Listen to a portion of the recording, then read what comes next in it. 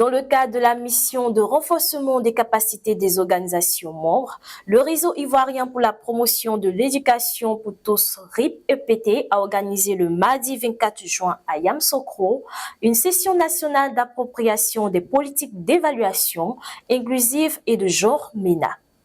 Cette formation a réuni 48 responsables issus des différentes structures affiliées au réseau. Le reportage de Nesnda. Cette initiative s'inscrit dans la dynamique régionale visant à promouvoir une éducation équitable, inclusive et socialement juste.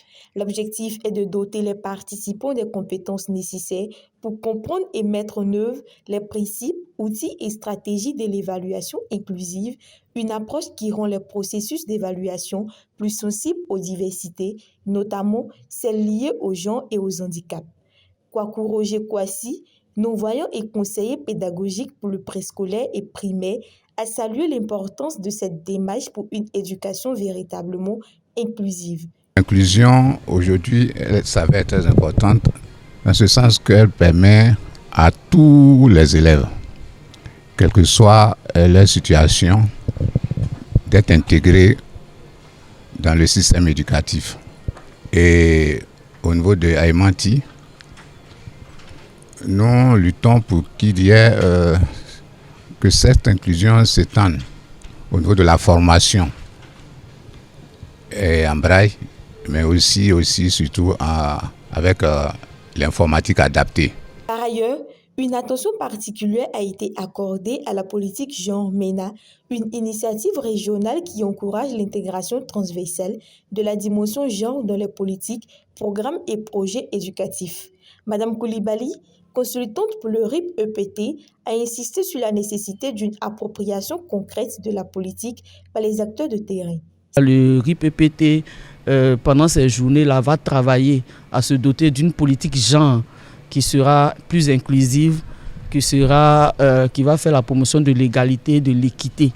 Et elle va toiletter aussi ses statuts et règlements intérieurs de telle sorte que la notion de genre, d'équité et d'égalité soit comprise.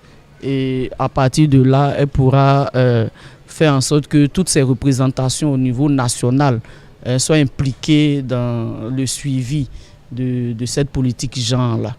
Nielou Paul, président du conseil d'administration et du RIP-EPT, a pour sa part rappelé que l'implication active des organisations membres est nécessaire pour atteindre les objectifs de transformation sociale portés par ces politiques. Renforcer notre structure pour améliorer notre gouvernance interne en y intégrant la dimension genre. Conduire une pré-revue qui fera le bilan et l'analyse des résultats de la mise en œuvre durant l'année 2024 du plan sectoriel éducation en formation PSE 2016-2025 en prélude de la revue sectorielle conjointe 2025 qui aura lieu. Je vous invite donc toutes et tous à vous impliquer pleinement dans les échanges, à poser vos questions, à partager vos expériences et à formuler des recommandations qui enrichiront nos pratiques. À l'issue de cette session, les participants se sont engagés à intégrer les approches abordées dans leur plan d'action et à jouer un rôle moteur dans la dissémination et la mise en œuvre de ces politiques inclusives au sein de leurs structures et communautés respectives.